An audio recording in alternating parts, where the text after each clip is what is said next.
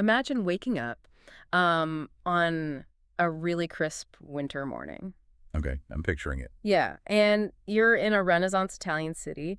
You walk out into the main public square, the piazza, right? Just to go about your day. Right, just a normal Tuesday. Exactly. But you are immediately stopped dead in your tracks because lying right there, right on the cobblestones, is the local governor. Oh, wow. Yeah, the man who has ruled your streets with this, like, absolute iron fist, except he is definitely not giving a speech. He has been literally cut completely in half. It is just an incredibly jarring image. I mean, almost unbelievable. Totally. Just two pieces of a man with a bloody knife and a block of wood resting casually right beside the body. Exactly.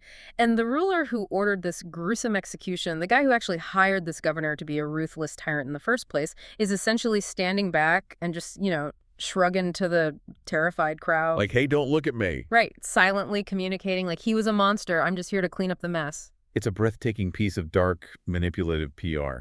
I mean, truly. It really is. And, well, welcome to the deep dive. We are so glad you're here with us today because we are opening up a classic foundational text that just strips away all those polite illusions we have about success. Yeah, it really examines the raw, often brutal mechanics of power. And, we are zeroing in on a very specific, fascinating dynamic today. Right. We aren't just talking about how people climb the ladder of success, are we? Not at all. We are looking at what happens when you don't climb at all.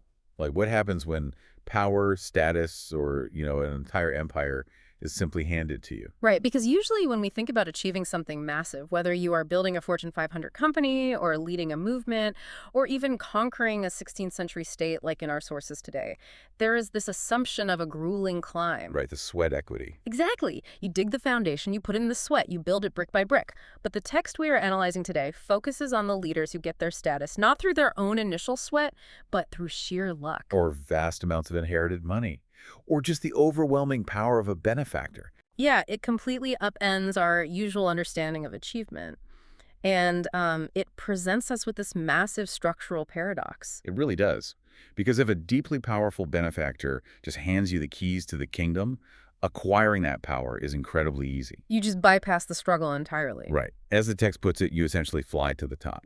But keeping it, maintaining that gifted position, that is where all the immense, crushing difficulty lies. And I really want to emphasize why this matters so much to you, the listener, right now, because this is not just some dusty history lesson about Renaissance dukes in, elaborate clothing. Oh, definitely not. No, this is a timeless masterclass in the absolute dangers of building your success on someone else's foundation. I mean, it applies just as much to modern corporate nepotism or sudden lottery windfalls as it does to historical statecraft. Yeah, being promoted too quickly can be a death sentence for a career. The central argument we're exploring today is that sudden success power that's granted rather than earned fundamentally lacks what the text calls roots and branches. Roots and branches. I love that phrasing. Right. And when any structure lacks roots, it is completely vulnerable to the very first severe storm that rolls in. And to really understand the mechanics of this, we are going to trace the dramatic centerpiece of the text we've been analyzing. We are going to follow the incredibly cunning, vicious, and honestly, ultimately tragic story of Cesare Borgia. Also known as Duke Valentino. Right.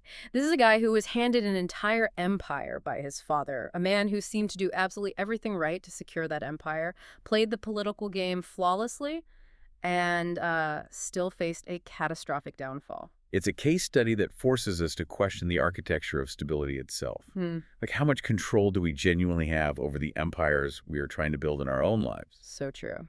But before we get into the wild story of Borgia, I want to unpack the core premise here. We need to clearly define the difference between what the text calls earned power and gifted power. Right, establishing the baseline. Yeah. Okay, let's unpack this with a building analogy. Building a state, or any massive enterprise, is exactly like building a house. If you are out there digging the foundation yourself, your hands are bleeding, your back is aching. It's miserable, grueling work that takes years. Exactly. But when the hurricane finally hits, your house stands. Why? Because you know every single stone. You custom built it to withstand the local environment. Spot on. And the text contrasts that builder with a person who essentially has a fully constructed, magnificent mansion dropped onto an empty dirt lot by a massive crane. Just plops it right down. Yeah. On day one, it looks incredible. The person living inside didn't have to lift a single finger. But there is absolutely no foundation underneath it. It is just resting on the surface of the topsoil. Right. The very first shift in the wind, the first bout of severe weather, and the entire structure simply topples over. Okay, hold on though. Let me play devil's advocate for a second. Go for it. If someone hands me $1 billion company, I have the resources, right? I have the staff, the market share, I have the mansion. You're telling me I'm actually at a structural disadvantage compared to the person who started in their garage with $0. It sounds completely counterintuitive, I know. But yes, that is exactly what the text argues. Really? Yeah, because the person in the garage is building the internal architecture. The problem-solving muscles, the deeply loyal network required to survive crises. Okay, that makes sense. The text actually gives us some profound historical examples of the first type, the garage founders, the builders. These are people who rose from being private individuals up to the rank of prince by what the text calls proper means and their own virtue.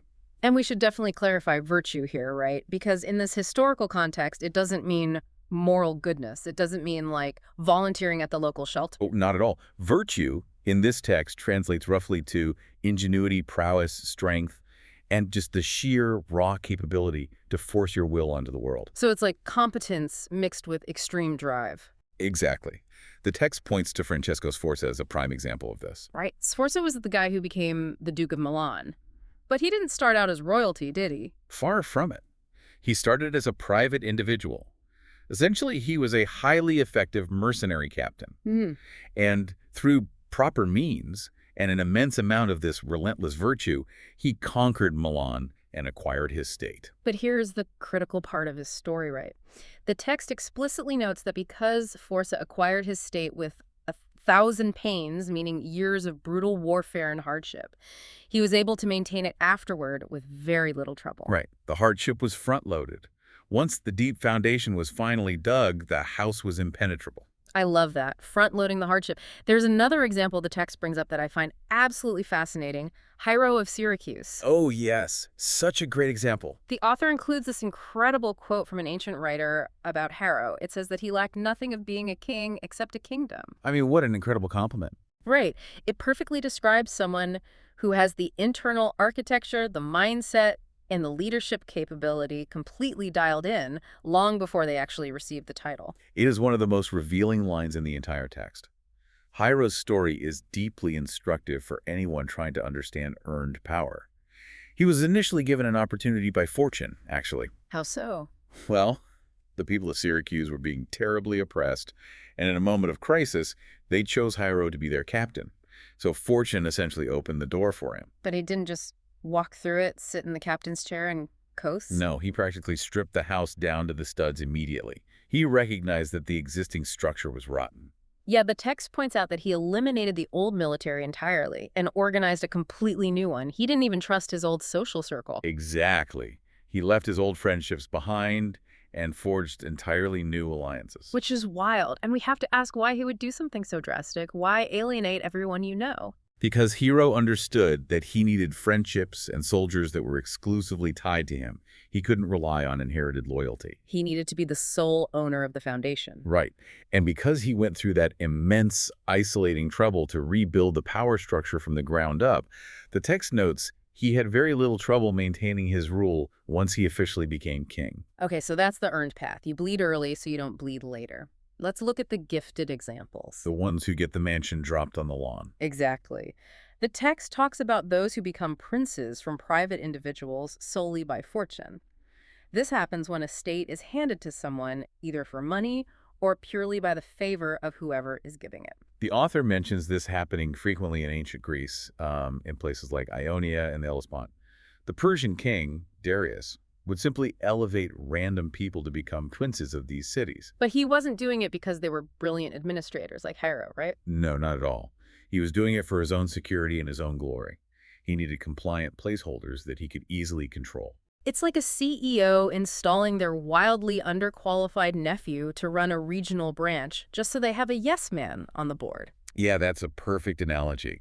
The text also points to the Roman emperors who literally bought their empires. They would go from private citizens to emperors practically overnight by corrupting the soldiers. Just handing bags of gold to the military to buy their allegiance. Yeah, and this highlights the ultimate fatal vulnerability of gifted power. The text states that these rulers rest entirely on two things: the will and the fortune of whoever gave them the power. And the author rightfully calls the will and fortune of others two very inconstant and unstable things. Exactly. You are betting your entire existence, your whole state, on someone else's mood remaining favorable and someone else's luck holding out. Which is terrifying. I mean, if my entire career depends on my boss never having a bad day or the company that bought my startup never facing a market downturn, I'm sleeping with one eye open. Oh, for sure. And the text outlines two specific mechanical reasons why these gifted leaders almost inevitably fail. What's the first one? First, they simply don't know how to command. Unless they happen to be a person of naturally immense ingenuity, that rare virtue we talked about, it's completely unreasonable to expect someone who has lived a private, comfortable life to suddenly know how to navigate the vicious complexities of running a state. They haven't built the mental models. They haven't made the necessary early mistakes. Right. They skipped the tutorial and went straight to the final boss. Oh man, that's so true. And the second reason they fail is that they don't have their own forces. They don't have armies or political supporters who are organically faithful to them. Right. The loyalty of the military or the staff is tied exclusively to the money they were paid or to the massive benefactor who installed the new leader. So, returning to the core analogy, the author says that states that come to be suddenly are like things in nature that grow too quickly. They physically cannot develop roots and branches fast enough. The very first patch of adverse weather rips them out of the ground. But here's where the text introduces a vital caveat, a tiny, incredibly dangerous loophole that sets up the rest of our analysis. Yes, the exception to the rule. What happens if someone is handed that magnificent, pre-built mansion on the dirt lot, but they happen to possess an astronomical amount of that ruthless virtue? Right. What if they realize the second they move in that they are in mortal danger? And they frantically start digging the foundation underneath the house while they are actively living inside it. Yes. I was amazed when I read that part. The text explicitly says this. The foundations that others have laid before becoming princes, this rare, exceptional type of person tries to lay afterwards. Even though, as the author explicitly warns, doing this causes immense hardship for the architect and poses extreme danger to the building itself. You are literally jacking up the house while pouring the concrete. One slip, and the roof caves in on you. It is an incredibly risky high-wire act, and that exact high-wire act is the life story of Cesare Borgia. Enter the Duke. Let's look at the unbelievable, manufactured chaos that actually brought him to power in the first place. Because Cesare Borgia, or Duke Valentino, as he's often called, acquired his initial state entirely through the fortune of his father. Right, who happened to be Pope Alexander VI. Right. And Alexander VI had a massive, seemingly unsolvable geopolitical dilemma. He deeply wanted to make his son great. He wanted to carve out a permanent state for Borgia to rule. But when he looked at the board of Renaissance Italy, there was absolutely no clear path. The system was completely gridlocked. Yeah. If the Pope wanted to give his son a state that actually belonged to the church, he knew the major powers of the time, the Duke of Milan and the Venetians, would never consent to it. No, the Venetians were already heavily protecting key territories in the Romagna region, places like Faenza and Rimini. They weren't just going to politely hand over strategic military assets because the Pope wanted a graduation present for his kid. Exactly. And even worse, the Pope didn't actually have reliable military backing of his own. Which seems crazy for a Pope, right? Well, this requires a little bit of context about how war was fought back then. Italy relied heavily on mercenary forces, known as condottieri. Okay. And the specific mercenary arms that the Pope would normally hire were controlled by people who fundamentally feared the Pope becoming too powerful. Wait, let me stop you there. So the Pope has money, but the people who own the guns are essentially refusing to work for him because they know he'll use those guns against them eventually. Precisely. We are talking specifically about the Orsini and the Colonna families. These were ancient, deeply entrenched Roman noble families with massive private armies. Oh, wow. Yeah, the text notes that these families and their accomplices completely controlled the military market in the region. The Pope simply could not trust them to fight for his son's expansion. Here's where it gets really interesting, because Alexander VI is staring at a system designed specifically to contain him. He can't use diplomacy because Venice will block him, and he can't use force because the Orsini and Colonna won't fight for him. which leads to a brilliantly destructive pivot. Alexander realizes that if he cannot win within the existing rules of the game, he has to completely break the board. He literally flips the table. He does.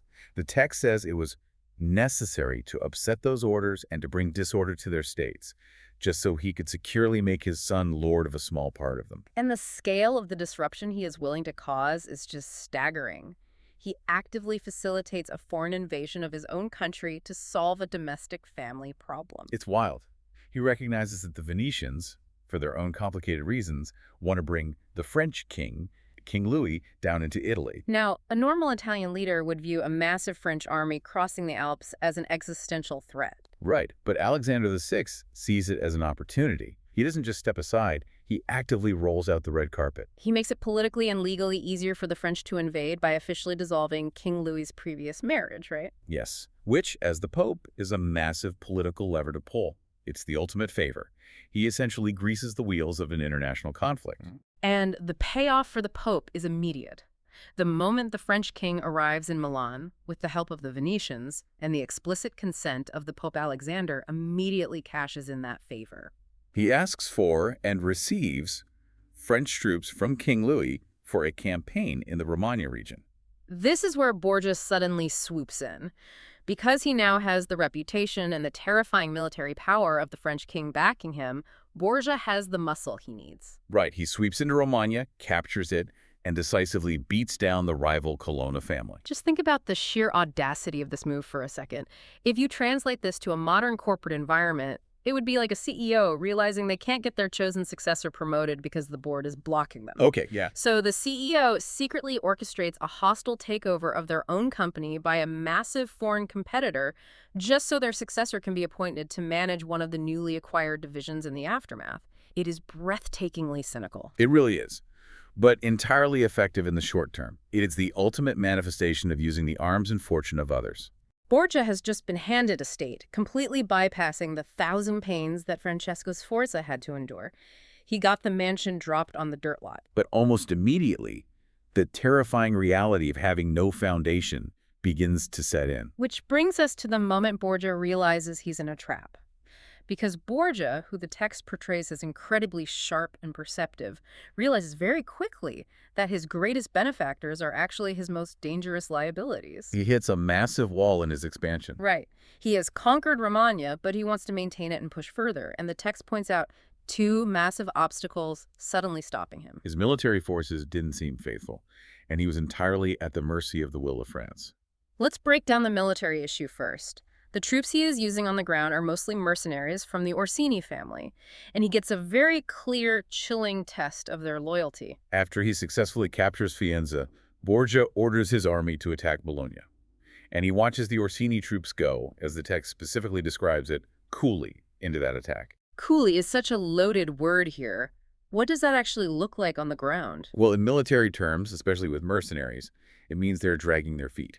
They aren't pressing the advantage. They aren't fighting with the zeal of men who believe in their commander's vision. Exactly.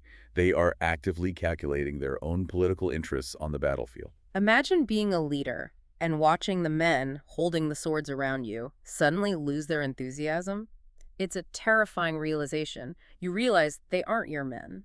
And simultaneously, he gets a rude awakening regarding his other benefactor, the French king.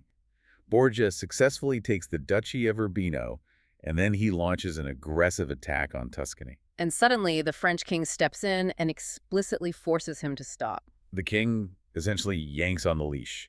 He reminds Borgia exactly who provided the troops and who is truly in charge. And Borgia realizes, in a flash of clarity, that the Orsini could not only refuse to help him acquire more territory, they could actively take away what he had already conquered. And the King of France could do the exact same thing whenever the mood struck him. So, if you're Borgia, you realize your foundation isn't just weak, it's actively rotting underneath you. A lesser leader at this point might have just accepted their place as a middleman. Right, enjoying the immense wealth of Romagna, throwing parties, and taking orders from France. But Borgia makes a critical, proactive pivot. He decides he must never again depend on the arms and fortune of others. He has to start frantically digging his own foundation. What's fascinating here is that he has to cut the strings, but he doesn't start with violence. He starts with a brilliantly soft approach to dismantle his rivals in Rome, the Orsini and Colonna factions. He knows he can't attack their armies head-on. That would be suicide. Right. Instead, he systematically goes after their middle management. He targets the gentlemen, right, the nobles who were adherents to these powerful families. How exactly does he pull them away? Through aggressive, targeted patronage. Borgia essentially buys them off, but he does it intelligently.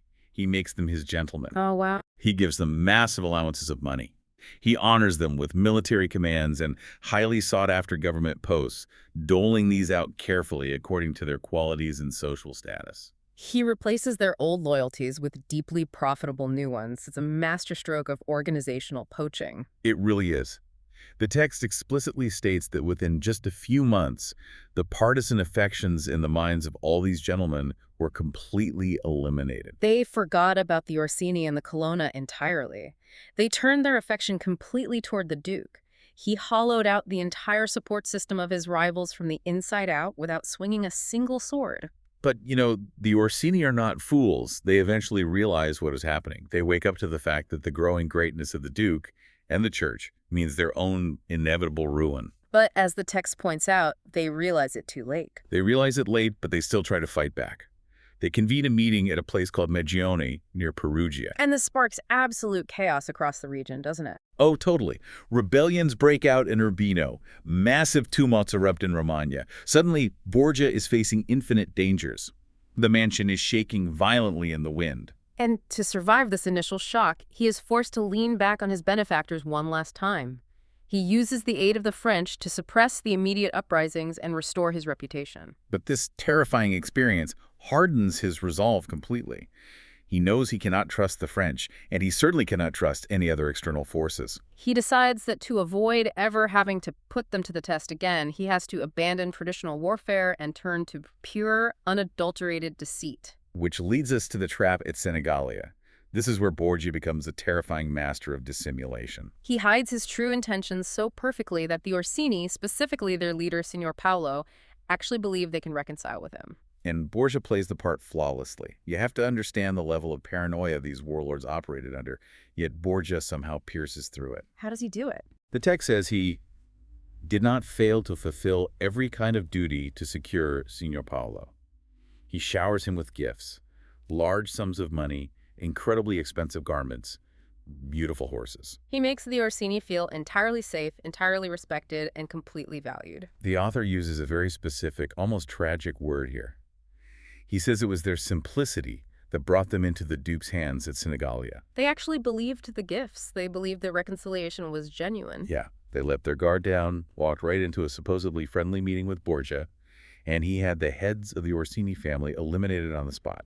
It is a breathtakingly cold calculation. And what is most striking about reading the source text today is how calmly and impartially it presents this extreme violence. Right, it isn't condemned as a moral failing. Not at all. It is analyzed clinically as a necessary, even highly effective structural step for a new ruler who is frantically trying to secure his state. By eliminating the heads of the rival families and turning all their partisans into his own loyal friends, Borgia finally laid very good foundations for his power. He had all of Romagna and the Duchy of Urbino securely under his own control, free from the interference of mercenaries. But securing the territory militarily is only half the battle. Which brings us to perhaps the most cinematic and chilling segment of his entire reign. Yes, because Borgia doesn't just need to eliminate his military rivals, he has to actually govern this newly conquered territory. And he has to fundamentally alter the psychology of the people living there to make them loyal to him. And the state of Romagna when he takes it over is, frankly, a total disaster. The text tells us it had been commanded for years by impotent lords. Meaning what, exactly? These were corrupt, weak rulers who were much quicker to despoil and rob their subjects than to correct them or govern them effectively. It was a region defined by total disunion. It was full of systemic robberies, petty quarrels, and every kind of insolence. It was essentially lawless. And Borgia realizes that if he wants to extract any value from this province and hold it long term, he has to reduce it to peace and obedience. He needs to bring down a kingly arm. But he is also incredibly shrewd. He knows that the person who brings the hammer down, the person who executes the criminals and enforces harsh laws, is inevitably going to generate a massive amount of hatred among the populace. And a hated ruler is a vulnerable ruler. So he delegates the cruelty, He installs a man named Messer Ramiro de Orco.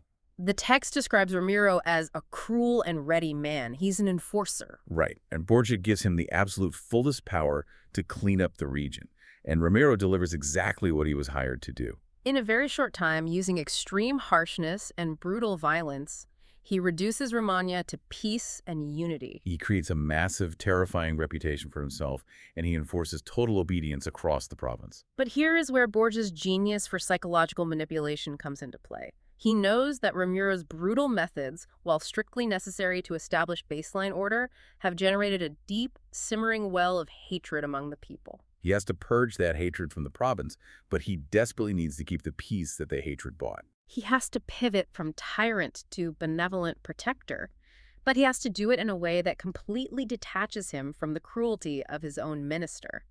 How does he pull off that narrative shift? He sets up a civil court right in the middle of the province.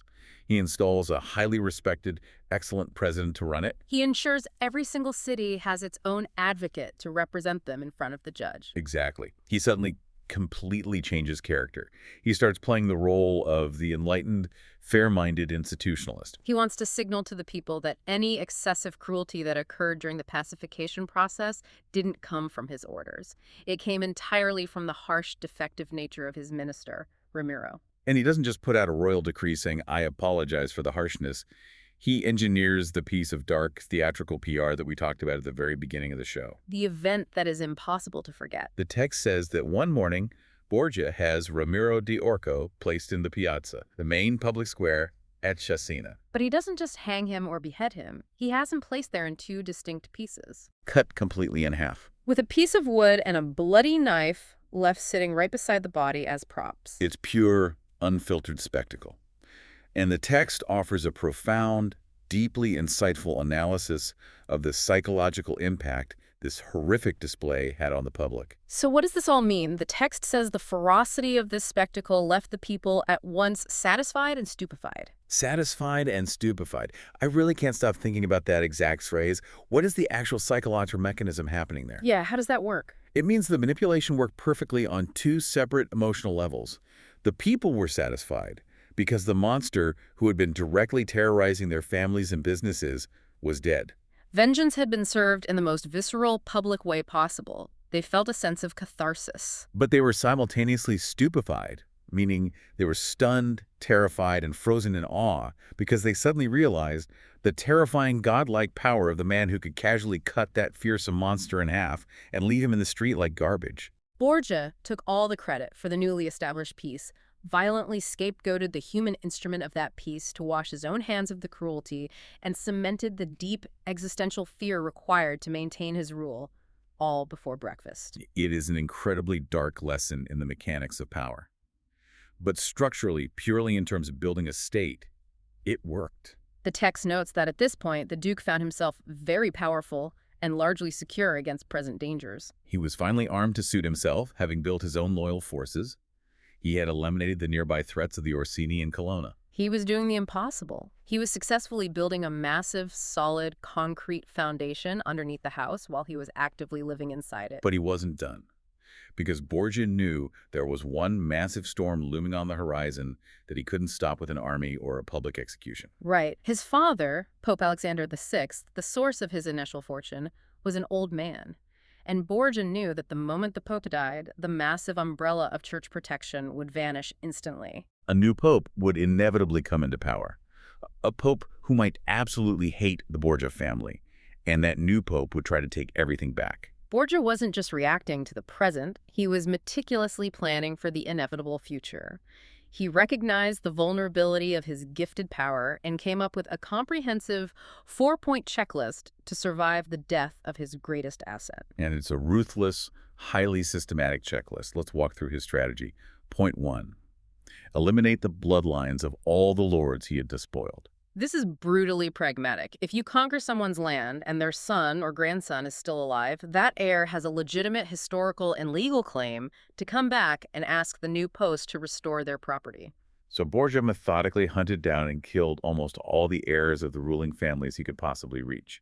He didn't just take the land, he erased the future claims to it. Wow. Point 2 on his checklist. Win over the Roman gentleman. We discussed this earlier.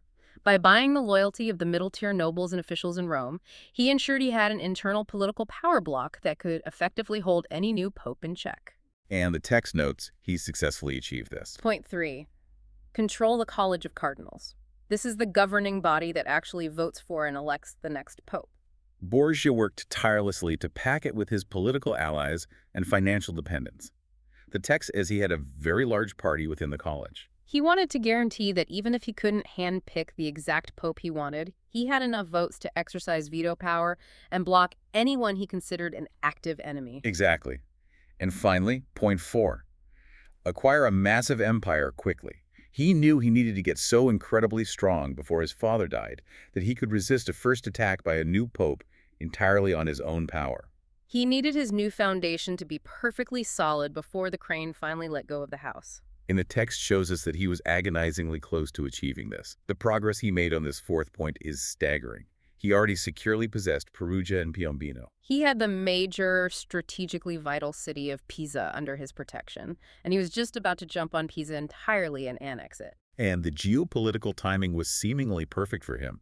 The French had just been pushed out of the Kingdom of Naples by the Spanish forces. Both the French and the Spanish armies were weakened from the conflict and desperately needed Borgia's friendship and his consolidated forces in Romagna. Because of this, he didn't have to worry about the King of France stepping in and stopping him like before. The author notes that if Borgia had successfully taken Pisa, the neighboring cities of Lucca and Siena would have quickly yielded to him, partly out of sheer fear of Borgia's growing military might, and partly out of their own deep-seated envy and hatred of the Florentines. Florence would have been surrounded and would have had no remedy. Borgia was mere moments, literally standing on the precipice of total, absolute self-reliance. If he had secured Tuscany, he would have stood entirely by himself, depending on no one's fortune but his own virtue and acquired power. He almost pulled off the impossible. But this is where the text shifts dramatically. It goes from being a masterclass in ruthless strategic engineering to a profound, almost Shakespearean tragedy of circumstance. Because we arrive at the moment the Category 5 hurricane finally hits. And it is the ultimate manifestation of the malignity of fortune. Just 5 short years after Alexander VI first drew his sword to help his son. 5 years for Borgia to go from a private individual to the absolute brink of a self-sustaining Italian empire. The Pope dies. It is a devastating blow to Borgia's timeline. Alexander leaves the Duke with only the state of Romagna truly consolidated and secure. Everything else he was working on, Tuscany, the imminent plans for Pisa, is left completely in the air. And to make matters drastically worse, Romagna is suddenly sandwiched between two very powerful, highly hostile armies. But even that geopolitical nightmare might not have been enough to ruin a man with Borgia's immense virtue and strategic brilliance. The most shocking twist, the detail that elevates this story to a warning about the limits of human control, is the physical condition of Borgia himself. At the exact moment his father dies, the precise moment he needs every ounce of his energy, cunning, and physical presence to manage the chaotic transition of power, Cesare Borgia is sick to death. He contracts malaria, or some severe fever, and is physically incapacitated. The text highlights a deeply poignant, fascinating detail here. The author of the text actually spoke to Borgia personally about this entire situation, right? Yes, Borgia told him on the very day the new pope was created that he had thought of everything. He had planned meticulously for years for exactly what to do when his father was dying. He had a strategic remedy for every single geopolitical problem that could possibly arise from the succession. Except one. Borgia confessed to the author that he had never, in all his exhaustive planning, imagined that at the exact moment of his father's death, he himself would also be on the absolute brink of dying. It is the ultimate blind spot. You can plan for the enemy army, you can build alliances to counter political betrayal, you can even systematically eliminate rival bloodlines. But you cannot plan for a sudden, life-threatening microscopic pathogen. It perfectly illustrates the text's core warning about the inherent danger of relying on fortune. Even when you do absolutely everything in your human power to replace fortune with virtue, to furiously dig that foundation under the gifted house, there are elements of the universe you simply cannot control. And what I find so interesting is the author's final assessment of Borgia here. He explicitly states that he cannot reproach him. He doesn't blame Borgia for his downfall. In fact, it's quite the opposite. The text puts Cesare Borgia forward as the ultimate, definitive model to be imitated by anyone who rises to power through fortune and the arms of others. The author argues that with his great spirit and high intention, Borgia could not have conducted himself otherwise. Look at his resume. Conquering by force and fraud, making himself both loved and feared by the people, making himself followed and revered by his soldiers, eliminating threats, renewing old orders with new institutions. The text considers all of this practically flawless execution. It was only what the author calls the extraordinary and extreme malignity of fortune that ruined him. The sheer unprecedented bad luck of his own severe illness, colliding perfectly with his father's unexpected death. It proves that even the most perfectly executed transition from gifted power to earned power cannot always withstand an extreme, totally unpredictable systemic shock. However, as flawless as his broader multi-year strategy might have been, there is one final crucial detail we have to discuss. Because even the most brilliant, ruthless strategists have blind spots when they are pushed to the brink. If we connect this to the bigger picture, Borgia, in his weakened, feverish, desperate state, made one massive unforced error that sealed his fate. Right, and this all comes down to the papal election following his father's death. Borgia, despite being half alive and confined to his bed, still had immense power in Rome. His troops remained loyal and held the city. No one dared attack him directly while his men controlled the streets. And crucially, he still controlled that large voting bloc in the College of Cardinals that he had spent years cultivating. He couldn't force the election of a pope he actively wanted. He didn't have that much political capital left, especially while appearing so weak physically. But he retained a crucial negative power, the veto. He could ensure that no one he hated became pope. The text explains his position clearly. If he could not make pope whomever he wanted, at least it would not be someone he did not want. And yet, inexplicably, he consents to the election of Julius II, a man who was previously known as the Cardinal of San Piero ad Vincula. Why is that such a disastrous choice? Because this was a cardinal that Borgia had previously actively offended. He had harmed him and his interests in the past during his ruthless rise to power. Borgia essentially allowed a known enemy, a man who had deep, legitimate grievances against him, to take the absolute highest office in the land, the one office that had the power to protect him or completely destroy him. The author breaks down the vital political psychology behind why this was such a fatal miscalculation. It states a fundamental, immutable rule of human nature. Men offend either from fear or for hatred. Let's unpack that. Men offend either from fear or for hatred. Meaning, if someone attacks you, works against you, or tries to dismantle your life, it's motivated by one of two things. Either they are terrified of what you might do to them, or they deeply, personally despise you. Borgia had given this new pope plenty of historical reasons for both. The text points out exactly what Borgia should have done with his veto power. He should have used his influence to elect a Spanish cardinal. Why a Spaniard? Because of the structural bonds of kinship and obligation. The Borgias themselves were of Spanish descent. A Spanish pope would be tied to Borgia through mutual cultural interests, shared alliances, and a deep sense of debt for the political elevation. The fear and hatred wouldn't be present in the foundation of the relationship. Or, if he couldn't rally the votes for a Spaniard, the text says he should have consented to the Cardinal of Rouen. Why Rouen? Because Rouen was deeply connected to and backed by the massive Kingdom of France. He had the overwhelming power of the French military behind him, meaning he wouldn't need to fear Borgia's localized power in Romagna, and therefore might not feel the paranoid need to destroy him out of fear. But instead, Borgia allowed a man who both feared and hated him to become Julius II. And this decision reveals Borgia's ultimate fatal illusion. He genuinely believed he could manage this new pope.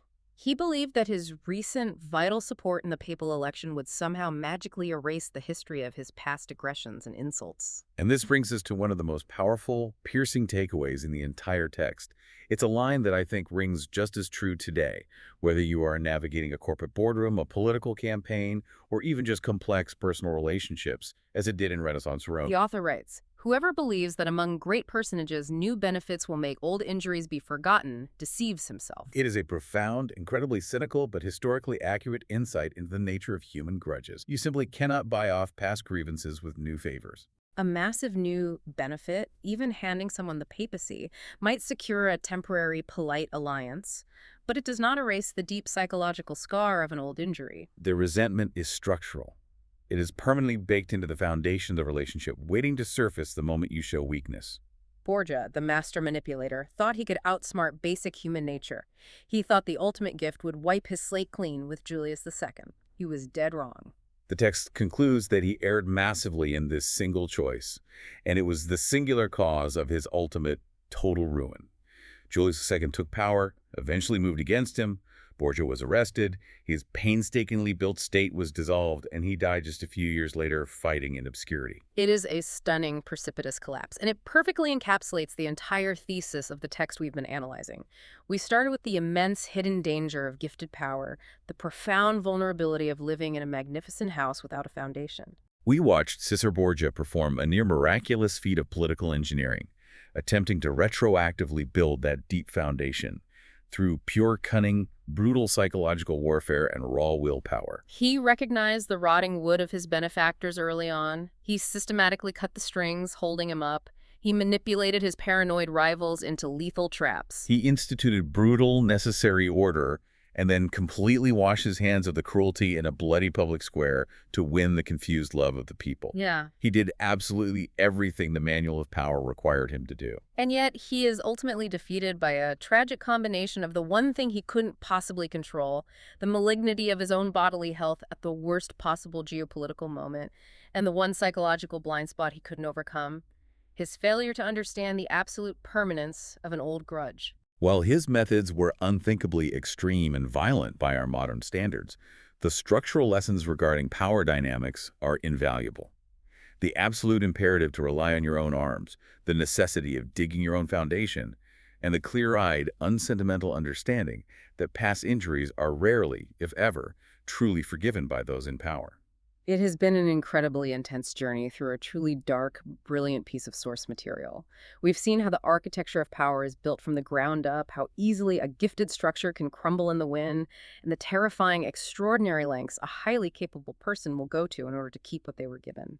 We want to thank you so much for joining us on this deep dive. It's a text that demands to be read, debated, and revisited, because the underlying patterns it identifies in human ambition, institutional vulnerability, and the mechanics of stability are incredibly resilient across centuries.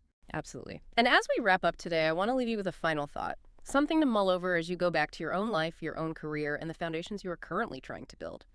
If a man as brilliant, as ruthless, and as meticulously, obsessively prepared for the future as Cesare Borgia could be utterly destroyed by an unpredictable illness at the exact wrong moment, how much control do any of us truly have over the structures we are so desperately trying to build in our own lives? Are we genuinely the master architects of our fate, carefully laying stone upon stone, ensuring our own security? Or are we all, in the end, just sitting inside our houses waiting for a storm we cannot possibly predict? Keep questioning the forces around you. We'll see you next time.